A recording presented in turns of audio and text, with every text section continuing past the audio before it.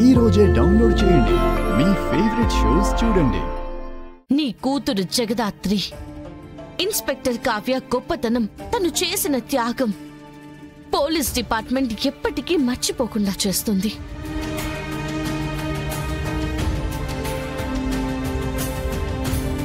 ఆ రోజున దుర్మార్గులు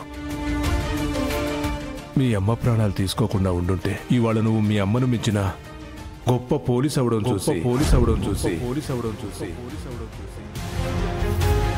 కావ్య చాలా గర్వపడేది.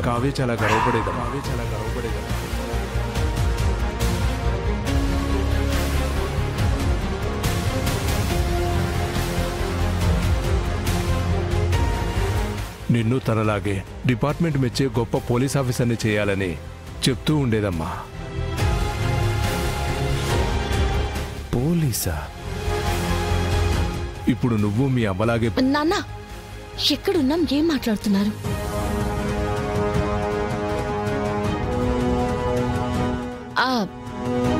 అమ్మ నేను పోలీస్ అవ్వాలని కోరుకుంది, కానీ నేను అవ్వలేకపోయాను కదా. అది ఏంటండి, ఇదేదో పెద్ద పోలీస్ ఆఫీసర్ అయినట్టు ఏదేదో మాట్లాడుతున్నారు?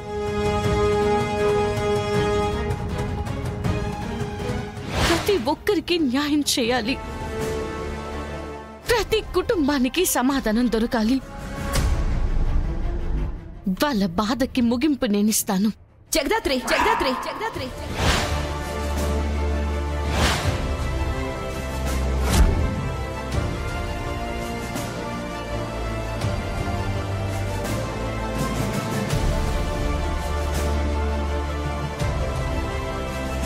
ఏం మాట్లాడుతున్నావు జగదాత్రి?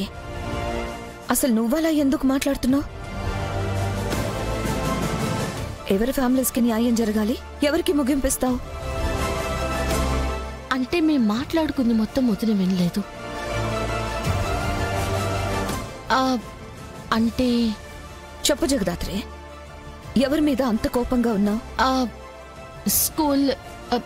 స్కూల్లో మేనేజ్మెంట్ ఏవేవో కొత్త రూల్స్ అన్ని పెడుతున్నారు.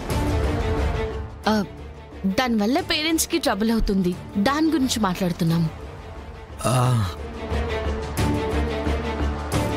అక్క కన్విన్స్ అయిందంటావా దాత్రి? నువ్వు ఇలా మాట్లాడడం చూస్తే కన్ఫర్మ్ గా కన్విన్స్ అవ్వరు. ఏంటో మీ ఇద్దరి బిహేవియర్ ఒక్కోసారి చాలా డిఫరెంట్ గా ఉంటుంది జగదాత్రి.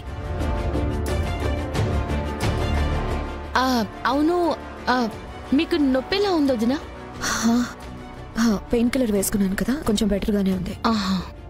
అక్క చాలా లేట్ అయినట్టుంది కదా, ఇంకా ఎందుకు మేల్కొని ఉన్నావు? జేడీ గురించి ఆలోచిస్తున్నాను. నా గురించి ఎందుకు ఆలోచిస్తున్నారు?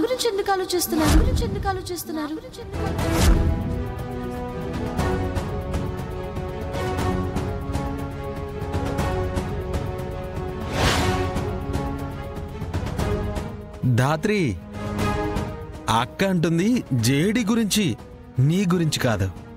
ఓ జేడీయా? Okay okay. ధాత్రికి నిద్ర వస్తే ఇలానే మనం ఒకటంటే ఇంకోటి వినిపిస్తుందక్క. అవును దినా. అవును, మీరు జేడీ గురించి అసలు ఎందుకు ఆలోచిస్తున్నారు? ఇవాళ బ్లాస్ట్ జరిగాక జేడీ నా దగ్గరికి వచ్చింది. నన్ను వదిన అన్నట్టుగా వినిపించింది.